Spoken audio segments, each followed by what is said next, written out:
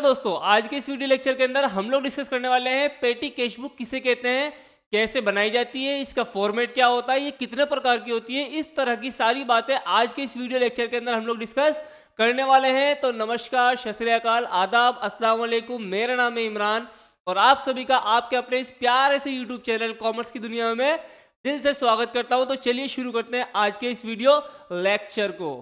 तो चलिए दोस्तों स्टार्ट करते हैं इस वीडियो लेक्चर को। इसके अंदर हमने सबसे पहले ऊपर हेडिंग में डाल दिया है कि भाई हम क्या सीखने वाले हैं, पेटी कैश बुक सीखने वाले हैं। एक छोटी सी नन्ही मुन्नी सी डेफिनेशन है, इसे देख लेते हैं क्या लिखा है।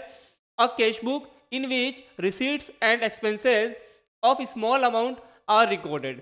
यहाँ पे ध्यान देने वाली बात क्या है जी, यहाँ पे ध्यान देने वाली बात है स्मॉल अमाउंट्स। जो सबसे इंपॉर्टेंट वर्ड है इस डेफिनेशन का वो क्या है, स्मॉल अमाउंट। यानी कि पेटी कैश बुक के अंदर छोटी छोटी रिसीट्स और एक्सपेंसेस को हम क्या करने वाले हैं, रिकॉर्ड करने वाले हैं। हालांकि रिसीट तो एक बार होगी लेकिन एक्सपेंसेस हमारे बहुत सारे होने वाले हैं इसके अंदर। अब ये पेटी का मतलब क्या होता है भाई, आपके सामने लिखा है पेटी कैश बुक। तो कैश बुक क्या होता है ये हम लोगों ने ऑलरेडी पिछले और पिछले से पिछले वीडियो लेक्चर के अंदर देखा था कि भाई सिंगल कॉलम भी होता था, डबल कॉलम भी होता था, हर तरह का हमने कैश बुक वहां पे डिस्कस करा था आप लोगों के साथ। अब ये थर्ड पॉइंट आ जाता है हमारा कैश बुक का, जिसका नाम है पेटी कैश बुक। तो ये पेटी का मतलब क्या होता है दोस्तों, पेटी का मतलब होता है स्मॉल। पेटी का मतलब ही क्या होता है, स्मॉल, यानी कि छोटे छोटे खर्चे। तो चलिए एक कहानी सुना करके मैं आपको समझाता हूं कि ये पेटी कैश बुक एक्चुअल में होती क्या है। सपोज दैट कोई भी कंपनी है, ठीक है जी, कंपनी है, कंपनी के अंदर मालिक होता है, लेकिन मालिक को और कंपनी को अलग अलग रखा जाता है। इसीलिए मालिक अपने काम को किसको सौंपता है, कैशियर को सौंपता है। किसको सौंपता है, कैशियर को। यानी कि कितना कैश आ रहा है, कितना जा रहा है, जितना भी सिस्टम होता है कैश का वो कौन संभालता है, कैशियर संभालता है। लेकिन एक्चुअल में होता क्या है कि कैशियर जो है जो भी ट्रांजैक्शन को रिकॉर्ड करता है वो लाखों में करोड़ों में होती है। उसका माइंड डिस्टर्ब रहता है, वो मीटिंग अटेंड करता है, बहुत सारे काम, बहुत सारे बोझ किसके ऊपर होते हैं, कैशियर के ऊपर होते हैं, क्योंकि ये क्या होता है, हमारा हेड होता है फाइनेंस का। अब कंपनी के अंदर आप देखोगे जो एक छोटा सा ऑफिस होता है, ऑफिस के बहुत सारे खर्चे होते हैं। जैसे जैसे कि मान लीजिए टी यानी कि चाय का खर्चा हो गया, स्टेशनरी का खर्चा हो गया, किसी को बाहर भेजना है फाइल के किसी काम से तो उसका ट्रेवल का खर्चा हो गया। तो इस तरीके के छोटे छोटे नन्हे मुन्ने बहुत सारे खर्चे होते हैं। और इन खर्चों के लिए अगर कैशियर को कोई बार बार डिस्टर्ब करेगा तो ये सही नहीं होगा। क्यों, क्योंकि जो कैशियर होता है इसके ऊपर बहुत बड़ा बोझ होता है, इसके ऊपर जो ट्रांजैक्शन होती है वो लाखों करोड़ों की होती है, इसका हिसाब रखता है ये। अब ये 10-20 रुपए 50 रुपए के लिए अगर कोई इसको डिस्टर्ब करेगा तो ये सही नहीं होगा, इसका माइंड डाइवर्ट होगा। तो इसीलिए ये जो हेड होता है कैशियर, ये क्या करता है, अपने छोटे से काम को एक दूसरे कैशियर को सौंप देता है। दूसरे कैशियर मतलब एक छोटे कैशियर को हम जूनियर बोल सकते हैं। क्या बोल सकते हैं, जूनियर कैशियर। जूनियर कैशियर को ये काम सौंप देता है। ये कहता है छोटे कैशियर से कि ऐसा करो भैया, ये छोटे मोटे नन्हे मुन्ने खर्चों के लिए मुझे डिस्टर्ब मत करना, क्योंकि मैं बड़े कामों को देखूंगा, इस तरीके के छोटे मोटे कामों को नहीं देखूंगा। हर मंथ या हर हफ्ते या 15 दिन पे आप मुझसे कुछ सम ऑफ अमाउंट ले लिया करो, और पूरे हफ्ते में या पूरे 15 दिन में या पूरे महीने में, जितना भी हम मान के चल रहे हैं, चलो एक महीना मान के चलते हैं, ठीक है। तो कैशियर क्या करेगा, एक महीने के लिए कुछ सम ऑफ अमाउंट किसे दे देगा, जूनियर कैशियर को दे देगा। कहेगा ये लो जी 15,000 रुपये पूरे महीने का, और जितना भी एक्सपेंस होगा वो आप देख लेना, राइट ऑफ करते रहना उसको, और एक पेटी कैश बुक बना लेना। मैं महीने के अंत में चेक कर लूंगा कि आपने पेट्रोल पे कितना खर्चा करा है, चाय पे कितना खर्चा करा है, स्टेशनरी पे कितना खर्चा करा है। इस तरीके के जितने भी खर्चे होंगे आप सब रिकॉर्ड कर लेना, लेकिन इसके लिए मुझे डिस्टर्ब मत करना। तो यानी कि जो कैशियर जूनियर कैशियर को, जो हेड कैशियर है वो जूनियर कैशियर को कुछ सम ऑफ अमाउंट देता है। कितने दिन के लिए देता है, या तो वो एक वीक के लिए हो सकता है दोस्तों, ठीक है ना, एक वीक के लिए हो सकता है, या फिर वो फोर्टनाइट लिख सकते हैं हम। फोर्टनाइट का मतलब क्या होता है जी, फोर्टनाइट का मतलब होता है 15 दिनों के लिए दे सकता है वो, या फिर वो पूरे मंथ के लिए दे सकता है, ठीक है ना। तो पूरे मंथ के लिए भी दे सकता है कुछ सम ऑफ अमाउंट। जब जूनियर कैशियर के पास कुछ सम ऑफ अमाउंट, सपोज डेट 15,000 रुपये मिल गए, किसको मिल गए, जूनियर कैशियर को 15,000 रुपये मिल गए। अब ये 15,000 रुपये अपने हाथ में रखेगा और जितने भी छोटे मोटे खर्चे होंगे, चाहे वो बस का ट्रेवल हो, ठीक है ना, या फिर पेट्रोल का खर्चा हो, टी का खर्चा हो, स्टेशनरी का खर्चा हो, ठीक है ना, कैसा भी, या कोई कार्टेज है, मतलब कुछ सामान मंगवाया है उसकी पेमेंट करनी हो, तो इस तरीके के नन्हे मुन्ने छोटे जो खर्चे होंगे वो जूनियर कैशियर पेटी कैश बुक के अंदर रिकॉर्ड करेगा, ठीक है। और एंड ऑफ द मंथ जो हेड होगा हमारा कैशियर, वो इसे चेक कर लेगा कि इसमें कोई मिस्टेक तो नहीं है, कोई फ्रॉड तो नहीं हो रहा है। कभी पता लग रहा है कि खर्चा था 200 रुपये का और इन्होंने ले लिया हमसे 500 रुपये, अब हमें क्या पता खर्चा कितने का है। तो इस तरीके की सारी बातें इसके अंदर आप लोग डिस्कस करने वाले हैं, ठीक है ना।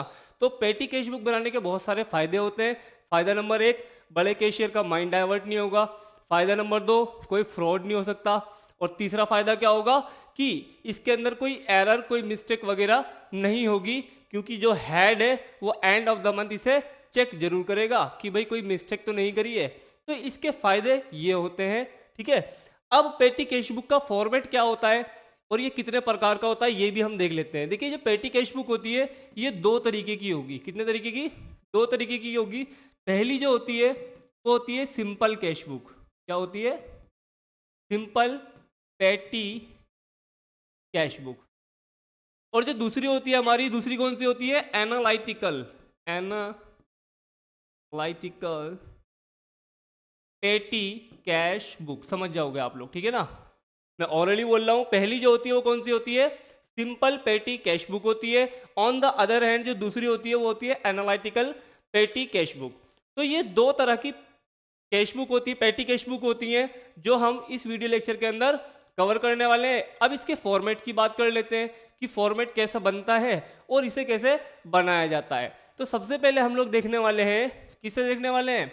सिंपल पेटी कैश बुक को देखने वाले हैं। इसका एक छोटा सा एग्जाम्पल लेंगे और आपको बना करके भी दिखाएंगे कि ये कैसे बनाया जाता है। तो चलिए लेते हैं एक एग्जाम्पल।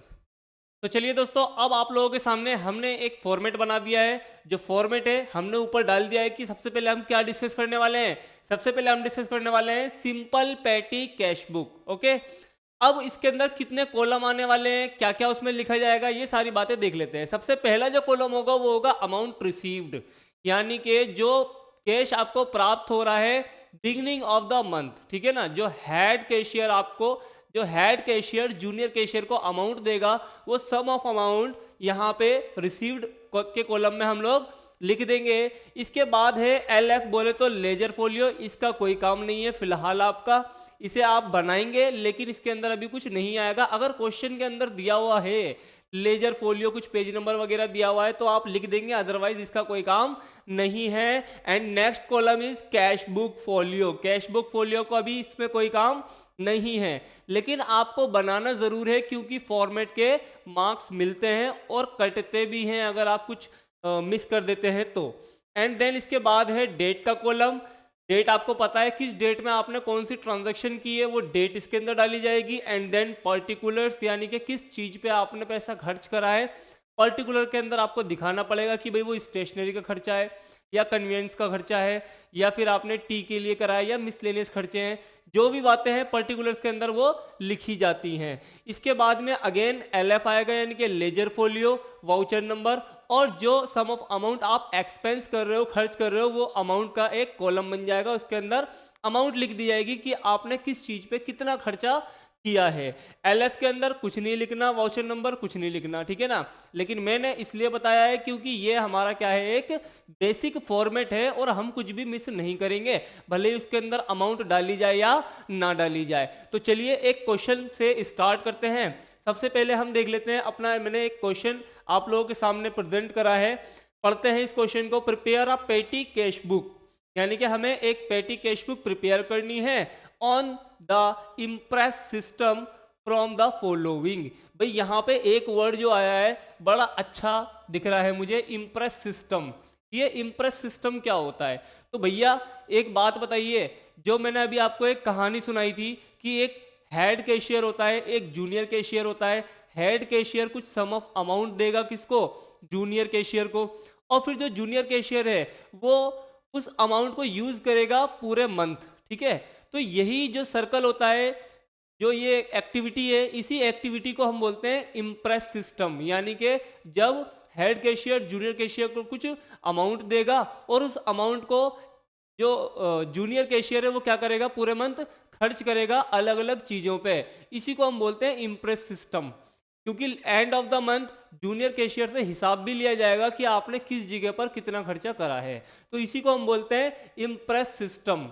तो चलिए इम्प्रेस सिस्टम हम समझ गए हैं, अब पढ़ लेते हैं अपनी ट्रांजैक्शंस की क्या क्या ट्रांजैक्शन दी हुई है हमें इस क्वेश्चन के अंदर। तो चलिए 2017 का डेटा है ये। अप्रैल 1 को रिसीव्ड हुआ है आपको 10,000 रुपीज फॉर पेटी कैश। ठीक है, बहुत अच्छी बात है। यानी कि जो आपका हेड कैशियर था उसने जूनियर कैशियर को बिगिनिंग ऑफ द मंथ कितना अमाउंट दिया है जी, 10,000 रुपए दिए हैं। तो अब इसे लिखने का तरीका क्या होता है ये भी देख लेते हैं। देखिए जो रिसीव्ड अमाउंट है वो इस कॉलम में लिख देंगे आप। कितना अमाउंट मिला है आपको, 10,000 रुपए मिला है, तो आप यहां पर लिख देंगे 10,000 रुपए। ठीक है, लेकिन एक बात याद रखिए हमेशा, जब भी आप रिसीव्ड अमाउंट को लिखेंगे तो पर्टिकुलर के अंदर आप क्या लिखेंगे, पर्टिकुलर के अंदर आपको इसे शो कराना होगा टू बैलेंस बीडी। क्या दिखाना होगा दोस्तों, टू बैलेंस बीडी करके दिखाना होगा। क्यों दिखाना होगा, क्योंकि ये ओपनिंग बैलेंस है। और हमने अभी पिछले वीडियो लेक्चर के अंदर भी बहुत सारे क्वेश्चंस करे थे और उसके अंदर हमने कैश बुक कॉलम बनाया था। उसके अंदर भी हमने आपको यही बात बताई थी कि जो ओपनिंग बैलेंस होता है उसे हम शो कराते हैं किस चीज़ से, टू बैलेंस बीडी। लेकिन पेटी कैश बुक की खासियत ये है कि टू वाली साइड भी इसके अंदर आएगी और बाय वाली साइड भी इसके अंदर आएगी। जबकि पिछले वीडियो लेक्चर के अंदर हमने देखा था टू की सारी ट्रांजैक्शन डेबिट में आ रही थी और बाय की सारी ट्रांजैक्शन क्रेडिट साइड में आ रही थी। लेकिन ऐसा इसके अंदर नहीं है। आप लोग इस बात को नोट करेंगे ध्यान से कि पर्टिकुलर के अंदर सबसे पहले आप क्या लिखोगे, जो अमाउंट आपको रिसीव्ड हुआ है यानी कि टू बैलेंस बीडी। तो अमाउंट कितना रिसीव्ड हुआ है आपको, 10,000 रुपये हुआ है, हमने ये लिख दिया है। अब इसके बाद में डेट देख लेंगे। डेट क्या थी हमारी भाई, डेट थी हमारी 2017 और अप्रैल 1 क्या थी, अप्रैल 1 को आपको ये प्राप्त हो रहा था। चलिए फर्स्ट एंट्री हम लोगों ने कर दी है। अब देखेंगे एक एक करके सारी ट्रांजैक्शन कि आपने कहाँ कहाँ एक्सपेंस किया है, खर्चा किया है। जो हमारी सेकेंड एंट्री है वो क्या है भाई, पेड कार्टेज 800 रुपीज़, यानी कि आपने कार्टेज की पेमेंट करी है 800 रुपये। और कब करी है, 3 तारीख में करी है। तो कोई दिक्कत वाली बात नहीं है। यहाँ पे एक बात ध्यान रखनी है कि जब रिसीव्ड हुआ था अमाउंट तो कहाँ आया था, रिसीव्ड के कॉलम में आया था। लेकिन अब हम जब पेमेंट करेंगे तो वो कहाँ आएगा, पेमेंट के यानी कि पेड के अमाउंट में, पेड के कॉलम के अंदर लिखने वाले हैं हम लोग। और दूसरी बात आपको ध्यान ये रखनी है कि जब आपने ओपनिंग बैलेंस लिखा है तो 2 लिख करके आपने उसे लिखा था। लेकिन अब जब आप पेमेंट का लिखोगे तो क्योंकि पेमेंट कर रहे हो, पेमेंट आपका एक एक्सपेंस होता है, खर्चा होता है, खर्चे को डेबिट करते हैं। ठीक है, तो डेबिट अमाउंट को शो कराने के लिए हम लोग क्या लिखेंगे, बाय लिखेंगे। क्या लिखेंगे दोस्तों, बाय लिखेंगे। और जो हमारा पहला खर्चा था क्या था हमारा, बाय कार्टेज लिख करके हम 800 रुपये लिख देंगे। क्या लिखेंगे जी, बाय कार्टेज। बाय कार्टेज करके हम कितना लिख देंगे जी, 800 रुपये। 800 रुपये की हमने पेमेंट करी है। और जो पेमेंट करी थी कब करी थी हमने, अप्रैल 3 को करी थी। तो इस तरीके से आपकी फर्स्ट और सेकंड एंट्री कंप्लीट हो चुकी है, मुबारक हो। अब हम फटाफट से सारी एंट्रीज को पोस्ट कर देते हैं। भाई हमने बस के लिए किराया दिया है, बाय बस फेयर करके हम 400 लिख देंगे। क्या लिख देंगे जी, बाय बस फेयर। ठीक है, ये ट्रैवल एक्सपेंस होता है। कितना दिया है जी हमने, 400 रुपये दिए हैं। ठीक है जी, और कब दिए हैं, डेट देख लो जी, 4 अप्रैल को दिया है, 4 अप्रैल को दिया है। ठीक है ना, तो यहाँ पे हम लिख देंगे अप्रैल 4, इस तरीके से लिख देंगे। अब इसी 4 अप्रैल को एक ट्रांजैक्शन और भी हुई है स्पीड पोस्ट की 200 से, तो कोई दिक्कत वाली बात नहीं है। हम यहाँ के लिख देंगे by speed post.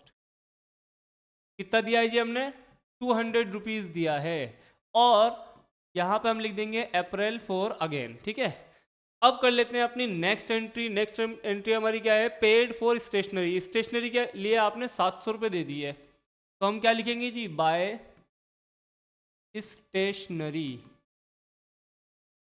Bye stationery करके हम कितना लिख देंगे जी, 700 रुपये लिख देंगे। और जो डेट है हमारी अप्रैल 6 की है।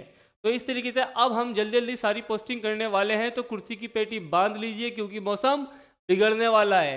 तो चलिए फटाफट से देख लेते हैं 7 तारीख को क्या हुआ है भाई। 7 तारीख को हुआ है पेड फॉर कोरियर सर्विस, यानी कि कोरियर सर्विस के लिए आपने 300 रुपये की पेमेंट करी है। ठीक है जी, तो हम लिख देंगे बाय कोरियर सर्विसेज 300 रुपीज़। 300 रुपये की हमने पेमेंट करी थी कोरियर सर्विस के लिए, ठीक है ना। 7 तारीख की ये एंट्री है, तो कोई दिक्कत वाली बात नहीं है जी। हम लोग लिख देंगे अप्रैल 7। इस तरीके से ये पोस्टिंग भी आपकी की जा चुकी है। अगली देख लेते हैं, लिखा है पेड फॉर टैक्सी फेयर, ठीक है ना। 9 तारीख को टैक्सी फेयर के लिए आपने 800 रुपये दिए हैं, ठीक है। तो हम लिख देंगे बाय टैक्सी फेयर, ठीक है जी, टैक्सी फेयर। और आपने अमाउंट कितना दिया है जी, 800 रुपये दिया है। और अगर डेट की बात करी जाए तो डेट है ये कितनी, 9th, यानी कि 9 अप्रैल को आपने ये ट्रांजैक्शन की है। अब नेक्स्ट एंट्री क्या है हमारी जी, आपने टैक्सी के लिए दे दिया फेयर, ठीक है। वेजेस भी दिए हैं 300 रुपये के, तो लिख देंगे हम बाय वेजेस। कितना आ जाएगा जी, अमाउंट आ जाएगा हमारा 300 रुपये का। और ये ट्रांजैक्शन भी हमारी अप्रैल 9 की थी। बहुत अच्छे, आप लोगों को सब कुछ समझ आ रहा होगा। बस सबकी आपको पोस्टिंग करनी है डायरेक्टली, कितनी कितनी पेमेंट करिए, कहाँ कहाँ करिए, ठीक है ना। अब 10 तारीख को क्या हुआ है जी, पेड फॉर वेजेस। वेजेस आपने अगेन दिया है 400 रुपये, ठीक है ना। तो हम यहाँ लिख देंगे बाय वेजेस। कितना आ जाएगा जी, 400 रुपये आ जाएगा। और जो एंट्री है हमारी ये है अप्रैल 10 की, ठीक है, बहुत अच्छे। अब आगे देख लीजिए, चैरिटी के लिए आपने 500 रुपये दिए हैं, तो कोई दिक्कत वाली बात नहीं है। हम यहाँ लिख देंगे बाय चैरिटी। और अमाउंट आ जाएगी हमारी कितनी, 500 रुपये की। अगर डेट की बात करी जाए तो डेट हमारी सेम थी, यानी कि अप्रैल 10 को ही ये ट्रांजैक्शन की गई थी। चलिए, हमारी चैरिटी भी हमने पोस्ट कर दी है। अब देख लेते हैं अपनी next entry, paid for newspaper bill, ठीक है, पेड फॉर न्यूज़पेपर बिल। तो हम लिख देंगे बाय न्यूज़पेपर।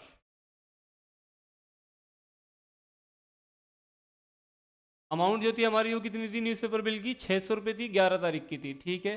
तो हम डाल देंगे 600 रुपये और यहाँ पे लिख देंगे हम अप्रैल 11।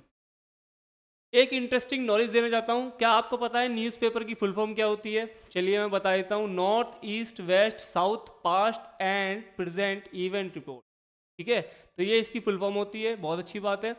अब देख लेते हैं अपनी नेक्स्ट एंट्री क्या है, पेड फॉर शॉप, यानी कि शॉप के लिए आपने 320 रुपये दिए हैं। तो हम लिख देंगे बाय शॉप। कितना अमाउंट दिया है जी आपने, 300 रुपये दिया है और 12 तारीख को दिया है, ठीक है जी। डाल देते हैं हम अप्रैल 12 की ये एंट्री थी, कंप्लीट हो गई। बाय शॉप करके हम कितना लिख देंगे, 320 रुपये लिख देंगे। अब देख लेते हैं नेक्स्ट एंट्री अपनी, इसके साथ साथ स्पीड पोस्ट चार्जेस भी हमने दिए हैं 300 रुपये, तो कोई दिक्कत वाली बात नहीं है। हम लिख देंगे बाय स्पीड पोस्ट, ठीक है। कितने रुपए दिए हैं जी हमने, 300 रुपये दिए हैं और वो भी सेम डेट में ये ट्रांजैक्शन की गई थी। अब देख लेते हैं अपनी नेक्स्ट एंट्री क्या होने वाली है। नेक्स्ट एंट्री हमारी क्या है जी, पेड फॉर पोस्टेज, यानी कि पोस्टेज के लिए आपने दिए हैं 780 रुपये। कोई दिक्कत वाली बात नहीं है। हम यहाँ लिख देंगे बाय पोस्टेज, बाय पोस्टेज 780, ठीक है, 780 रुपये दिए हैं। और जो डेट है हमारी, डेट है हमारी 13 तारीख, ठीक। तो हम यहाँ पे अप्रैल 13 लिख देंगे। इस तरीके से ये पोस्टिंग भी हमारी हो चुकी है। अब नेक्स्ट देख लेते हैं, नेक्स्ट क्या है, paid for repair of chairs, ठीक है, यानी कि आपने कुर्सियों की रिपेयरिंग कराई है जिसके लिए खर्चा हो गया 500 रुपये। तो खर्चा हो गया 500 रुपये, कोई दिक्कत नहीं, रिपेयर चेयर करके आप 500 रुपये का खर्चा डाल दो इसके अंदर, बाय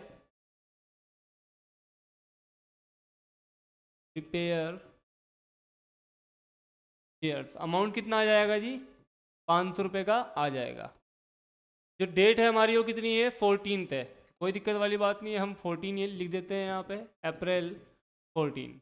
अब नेक्स्ट एंड फाइनल एंट्री जो है आपकी वो बची है, paid for refreshment to customers.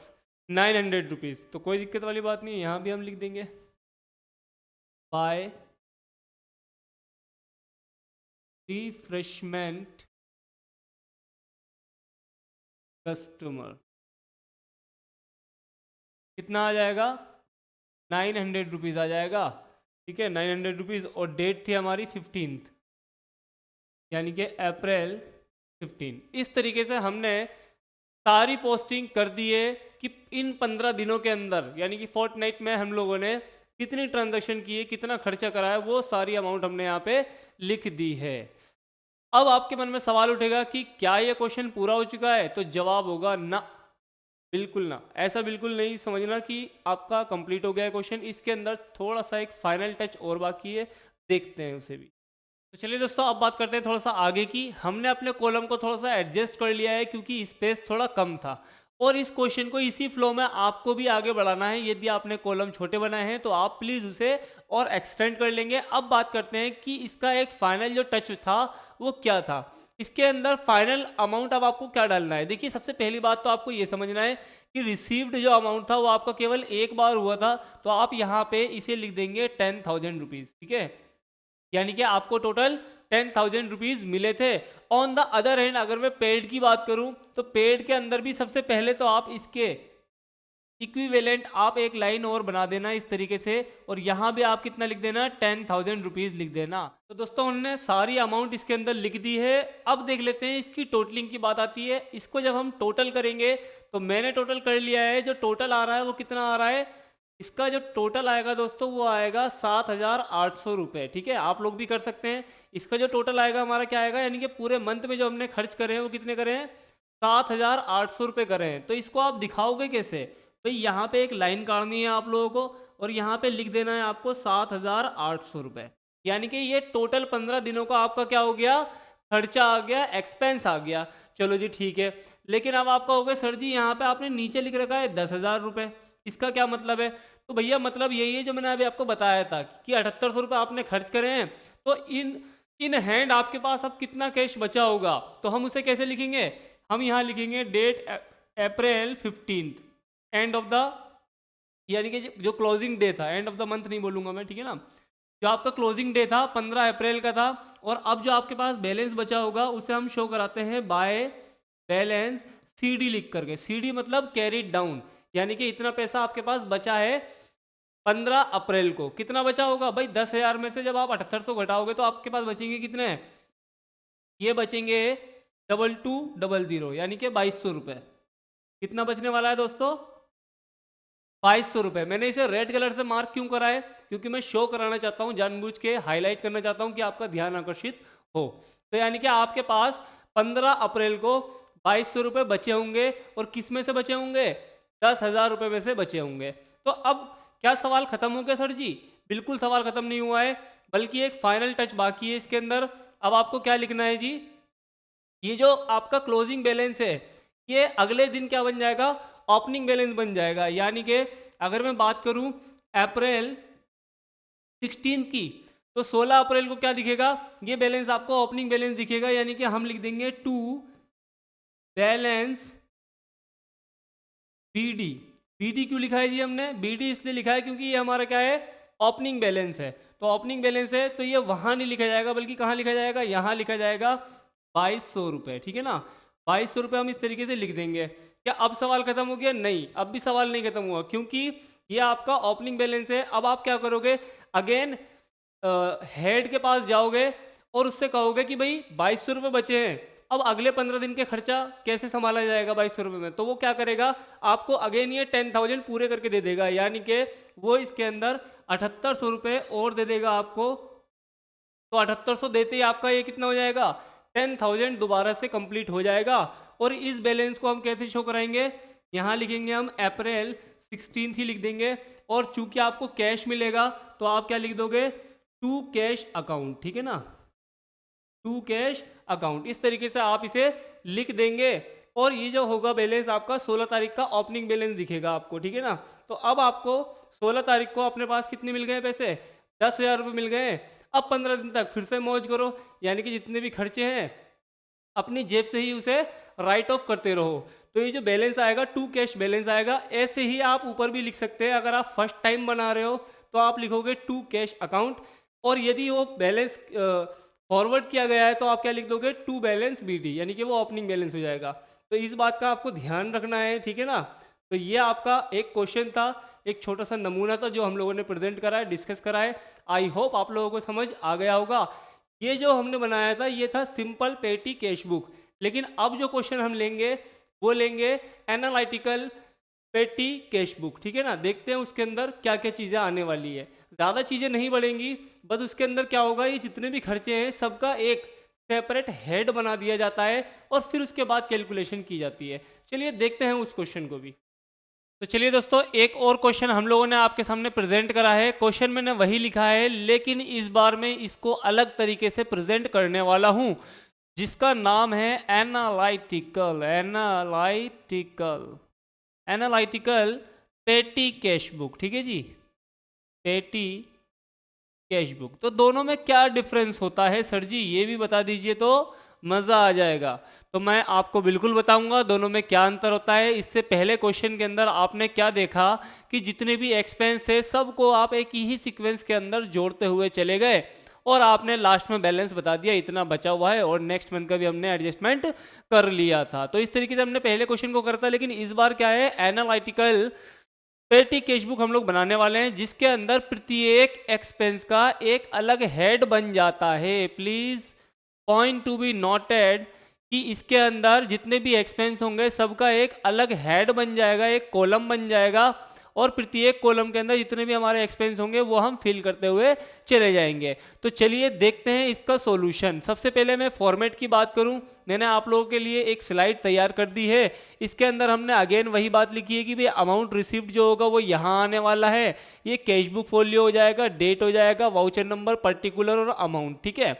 यहाँ तक तो पिछले क्वेश्चन की तरह ही है, बट होगा क्या, एनालिटिकल के अंदर प्रत्येक का क्या बना दिया जाता है, एक अलग कॉलम बना दिया जाता है, और हर कॉलम के अंदर जितना भी एक्सपेंस होगा वो हम फिल करते हुए चले जाएंगे। चलिए ठीक है, इतनी बात समझ में आ गई है। अभी जब ये मैं क्वेश्चन को करूंगा तो ये नीचे की बातें भी आपको समझ में आ जाएंगी, ठीक है ना। तो चलिए शुरुआत करते हैं पहली एंट्री से। इसके अंदर पहली एंट्री क्या है जी, आपको 1 अप्रैल को 10,000 रुपीज़ प्राप्त हुए थे। तो ठीक है, कोई दिक्कत नहीं है, 10,000 रुपये मिले थे। तो आप क्या करोगे, सबसे पहले डेट डाल देंगे 2017 अप्रैल 1 को आपको कैश मिला है।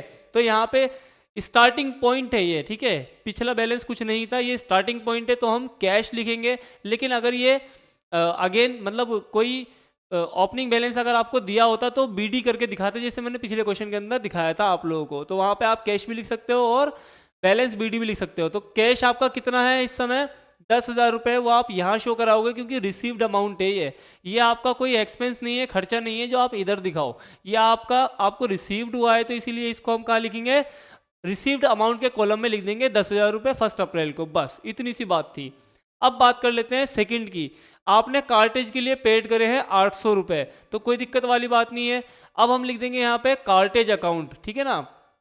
लेकिन यहाँ पे एक बात ध्यान रखिए, स्लाइड्स के अंदर टू और बाय नहीं लिखा हुआ, मैं आपको ओरली बता रहा हूँ, आप इसे ज़रूर लिखेंगे। ये जो कैश है इसको हम दिखाएंगे किस चीज़ से, टू से दिखाएंगे, और बाकी के सारे एक्सपेंस जो होते हैं, एक्सपेंस हम डेबिट करते हैं, जिसकी वजह से हम यहाँ क्या लिखते हैं, बाय लिखते हैं। तो ये छोटी सी एरर होगी स्लाइड बनाने में, आप लोग ध्यान रखेंगे।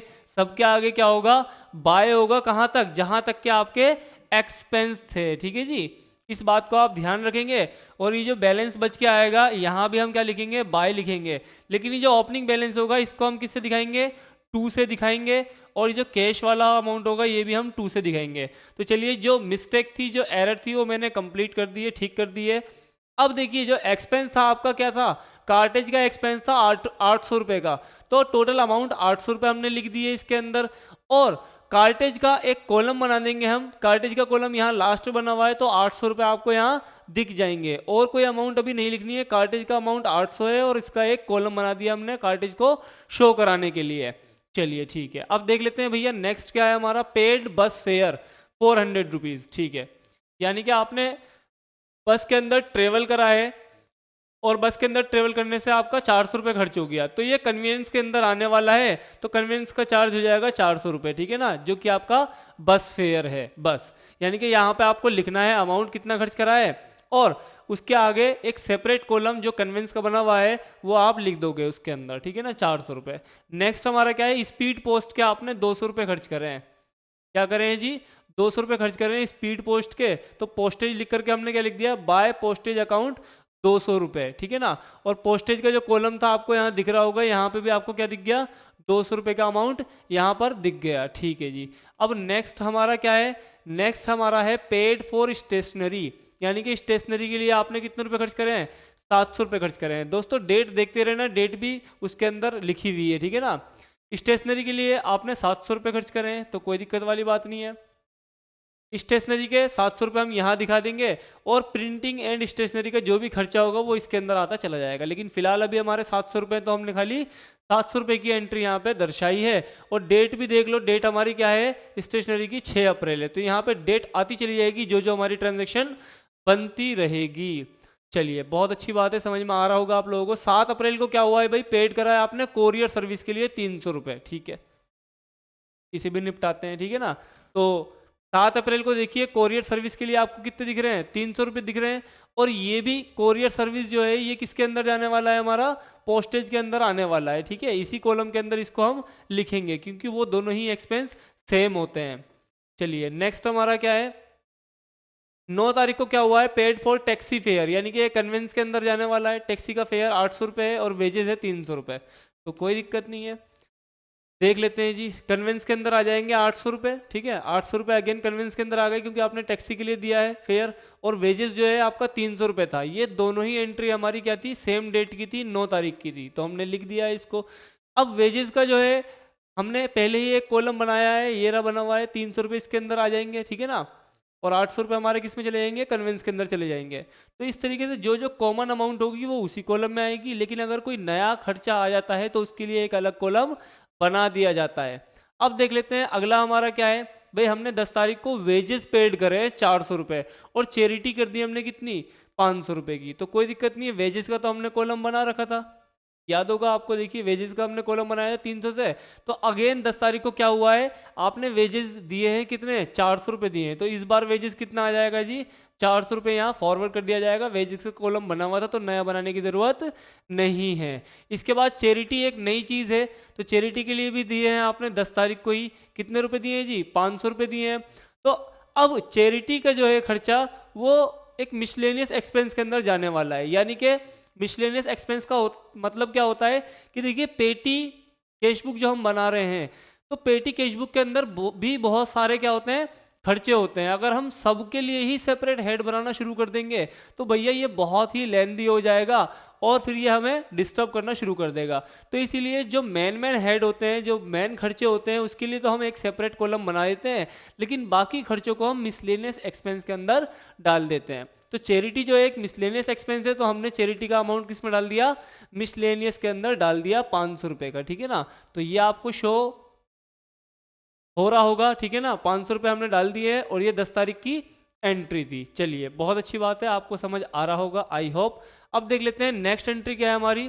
11 अप्रैल को क्या हुआ है, पेड फॉर न्यूज़पेपर बिल 600, ठीक है, यानी कि न्यूज़पेपर का एक खर्चा था, कितने का था, 600 रुपये का था। और जो डेट थी हमारी क्या थी, 11 अप्रैल थी। तो 600 रुपये का खर्चा भी कहाँ चला जाएगा, मिसलेनियस एक्सपेंस के अंदर चला जाएगा। अब देख लेते हैं नेक्स्ट एंट्री हमारी क्या है, पेड फॉर सोप, यानी कि आपने साबुन खरीदे हैं, ठीक है, कितने के खरीदे हैं, 320 रुपये के। और स्पीड पोस्ट चार्जेस जो हैं आपके कितने हैं, 300 रुपये हैं। ये जो डेट है हमारी कब है, ये जो ट्रांजैक्शन की गई है ये 12 अप्रैल को की गई है। तो चलिए कोई बात नहीं, इसकी भी पोस्टिंग कर देते हैं बहुत ही प्यार से। तो 12 अप्रैल में 2 एंट्रियाँ आप लोगों को दिख रही होंगी, एक शॉप की और एक किसकी दिख रही होगी, पोस्टेज की। शॉप के लिए हमने पे करे हैं कितने, 320 रुपये, और पोस्टेज के लिए करे हैं कितने, 300 रुपये, ठीक है। तो देखिए जो पोस्टेज है, पोस्टेज के लिए तो हमने एक कॉलम बना रखा था, तो पोस्टेज तो हमारा इसके अंदर कर दिया जाएगा 300 रुपये। लेकिन ये जो शॉप है ये भी आपका क्या हो जाएगा, एक मिसलेनियस एक्सपेंस हो जाएगा। ये एक छोटा खर्चा है तो इसको हम इसके अंदर लिख देंगे 320 रुपये। इस तरीके से ये एंट्री भी आपकी क्या हो जाती है, कंप्लीट हो जाती है। अब देख लेते हैं अपनी नेक्स्ट एंट्री क्या है। भाई आपने पेड करा है पोस्टेज के लिए अगेन 780 रुपये, तो कोई दिक्कत वाली बात नहीं है, हंसते खेलते कर देंगे हम लोग। पोस्टेज का हमारा कॉलम बना हुआ है, 780 रुपये यहाँ डाल देंगे, यहाँ शो करा देंगे कि भाई हमने पोस्टेज के लिए 780 रुपये पेड करा है, बस और कहीं कुछ नहीं आने वाला। डेट जरूर डालें हर ट्रांजेक्शन की। इसके बाद क्या होने वाला है जी, 14 अप्रैल को क्या हुआ है, paid for repair of chairs, यानी कि आपने कुर्सियों की रिपेयरिंग करवाई है और 500 रुपये का आपका एक्सपेंस हो गया, तो ठीक है रिपेयर अकाउंट करके हम 500 लिख देंगे और ये भी हमारा क्या हो जाएगा, एक मिसलेनियस एक्सपेंस हो जाएगा, तो ये उसके अंदर हम लिख देंगे मिसलेनियस के अंदर। अब देख लेते हैं नेक्स्ट वन। नेक्स्ट हमारा क्या है, 15 अप्रैल को क्या हुआ है, paid for refreshment to customers 900, ठीक है। तो आपने कस्टमर के रिफ्रेशमेंट के लिए 900 रुपये खर्च कर दिए हैं 15 तारीख को, तो कोई दिक्कत वाली बात नहीं है जी, इसे भी हम लिख देते हैं। यहाँ पे हमने 900 रुपये लिख दिया है मिसलेनियस एक्सपेंस, यहाँ पे हमने इसकी डेट लिख दी है, एज वेल एज ये भी हमारा क्या हो जाएगा, एक मिसलेनियस एक्सपेंस के अंदर आ जाने वाला है। तो इस तरीके से ये बहुत ही ईजी था, ज़्यादा टफ नहीं है, बस थोड़ा सा इसका स्ट्रक्चर जो है वो बड़ा हो जाता है, जिसकी वजह से स्टूडेंट घबराने लगते हैं कि भाई बहुत हार्ड है। बहुत हार्ड नहीं है, बहुत ही सिंपल है, बस आपको एक फॉर्मेट ध्यान में रखना है और कौन सी अमाउंट कहाँ पे लिखनी जाएगी इस बात पे ध्यान रखना है, ठीक है ना। तो अब हमने क्या कर दी है, डेट भी लिख ली है, जो हमारी पर्टिकुलर था यानी कि जो ट्रांजैक्शन थी वो भी हमने लिख दी है, जो अमाउंट था हमारा वो भी लिख दिया है, जिसका सेपरेट कॉलम बनना था हमने वो भी बना दिया है। तो सर जी अब बताइए अब क्या करना है, तो अब आपको क्या करना है, जितना भी आपने खर्चा करा है टोटल उसे आप लिख लो। कितना लिख लो भाई, इन सब का अगर आप टोटल करोगे तो टोटल आपका कितना दिख रहा है, यहाँ पे 7,800 रुपये दिख रहा है। कितना दिख रहा है, 7,800 रुपये का अमाउंट है, यानी कि जो आपने पिछले 15 दिनों के अंदर खर्च किया था, ये टोटल अमाउंट है। और इसके साथ साथ हम ये भी देख लेंगे कि प्रत्येक हेड में कितना कितना टोटल आ रहा है। अगर हम कन्वेंस की बात करें तो 4 और 8 12, यानी कि 1200 रुपये कन्वेंस में खर्च करे हैं हमने, और प्रिंटिंग और स्टेशनरी में हमने केवल 700 रुपये खर्च करे हैं। इसके बाद पोस्टेज के अंदर हमने कितना खर्च करा है, ये सारा अमाउंट जब टोटल करोगे तो कितना आ जाएगा, 1580 रुपये आने वाला है। वेजेस की बात करी जाए तो 700 रुपये करे हैं, पोस्टेज पे हमने 800 रुपये करे हैं, और मिसलेनियस जो एक्सपेंस है हमारे उन सब का जो टोटल बन रहा है हमारा 2820 रुपये बन रहा है। और इन सब का जो टोटल बनेगा वो कितना बनेगा दोस्तों, 7,800 बनेगा।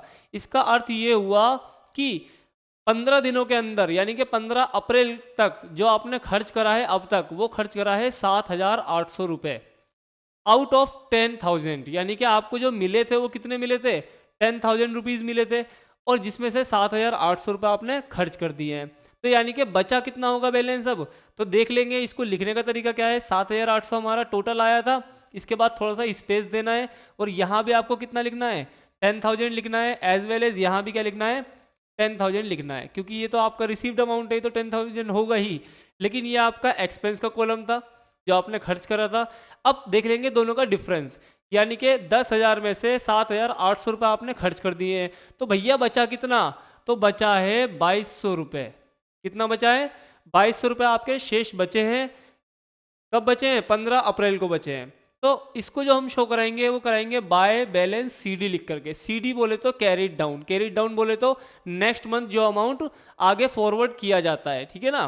तो ये हमने लिख दिया 2,200 रुपये। क्या सवाल यहीं खत्म हो जाएगा, बिल्कुल नहीं खत्म होगा, बल्कि इस बैलेंस को आप क्या करोगे, आगे फॉरवर्ड करोगे। किस तरीके से करने वाले हैं, यहाँ पे हम क्या लिखने वाले हैं, टू बैलेंस BD। अब आप कहोगे सर जी अमाउंट तो दिख ही नहीं रहा, इसका अमाउंट इसलिए नहीं दिख रहा है क्योंकि ये एक्सपेंडिचर वाला कॉलम था। आपको कहाँ दिखेगा अमाउंट, ये अमाउंट आपको दिखने वाला है यहाँ पे रिसीविंग साइड पे। तो 2,200 रुपये आपके पास कैश इन हैंड होगा। कब होगा, ये होगा 16 अप्रैल को, जो हम शो करा देंगे। जो आपका क्लोजिंग था वही अब आपका क्या बन जाएगा, ओपनिंग बन जाएगा। इसीलिए मैंने यहाँ क्या लिखा है, टू बैलेंस BD। जब आप ये बैलेंस लिख दोगे, अब आप कैशियर से बात करोगे अपने हेड से कि भैया देखो 2,200 रुपये बचे हैं, लेकिन अब आगे 15 दिनों के लिए ये बहुत कम अमाउंट है, तो मुझे कुछ पैसा और चाहिए। तो जो हेड कैशियर होगा वो क्या करेगा, आपको कुछ सम ऑफ अमाउंट दे देगा, ताकि आपका जो अमाउंट है वो पूरा 10,000 हो जाए। यानी कि वो आपको कितने रुपए देगा, अब 7,800 रुपये और दे देगा कि लो जी 7,800 रुपये और ले लो, तो आपका पूरा राउंड फिगर हो जाएगा। जो हमने स्टार्टिंग में दिया था वैसे ही आपका अगेन 15 दिनों का एक फिक्स अमाउंट हो जाएगा, जो कि हो जाएगा 10,000। यानी कि 2,200 में जब आप 7800 रुपये जोड़ोगे तो कितना हो जाता है, 10,000 हो जाता है। और इस अमाउंट को हम उसी डेट में लिखेंगे, भाई अप्रैल 16 को हमें ये पैसा मिला है, और यहाँ हम क्या लिख देंगे, टू, क्या लिखेंगे, टू कैश बुक। ये इसी कॉलम के अंदर आएगा, ठीक है। थोड़ी मिसप्रिंटिंग है, मैंने अलग से बताया था आपको, ये इसी कॉलम के अंदर आने वाला है, ठीक है ना। पर्टिकुलर के अंदर हम लिख देंगे टू कैश अकाउंट करके, कितना, 7800 रुपये। जैसे ही हम लिखेंगे 7800 रुपये, तो ये अगेन मेरा दोनों का टोटल जो हो जाएगा वो क्या हो जाएगा, वो हो जाएगा भैया 10,000 रुपये। ये हमने फॉर्मेट डिस्कस करा है किस चीज़ का, एनालिटिकल पेटी कैश बुक। तो आज के इस वीडियो लेक्चर के अंदर आपने क्या क्या सीखा भाई। सबसे पहले इससे पिछले वीडियो लेक्चर के अंदर हमने आपको कैश अकाउंट बनाना सिखाया था, सिंगल कॉलम। उसके बाद हमने आपको क्या सिखाया था, डबल कॉलम सिखाया था, जिसके अंदर कैश और बैंक आ जाता है। उसी का अगला पार्ट जो था हमारा, ये पेटी कैश बुक था, जिसके अंदर हमने दो तरह की पेटी कैश बुक आपको बनानी सिखाई। पहली सिंपल वाली और दूसरा एनालिटिकल वाली। तो इस तरीके से आपका ये टॉपिक आज का कंप्लीट हो जाता है, चाहे आप सीबीएसई बोर्ड के हो या फिर आप यूपी बोर्ड के हो। यूपी बोर्ड के अंदर एक 3 कॉलम का कैश बुक और बनाया जाता है, वो भी हम लोग सीखेंगे, ताकि हमारे यूपी वाले जो भाई बहन हैं उनकी भी कुछ हेल्प हो जाए। तो आगे की और इंटरेस्टिंग वीडियोस के साथ जुड़े रहिए और अपना प्यार बनाए रखिए अपने इस यूट्यूब चैनल कॉमर्स की दुनिया पर। तो आज की इस वीडियो लेक्चर के अंदर हम लोग इतने रखने वाले हैं। Thank you so much, have a good.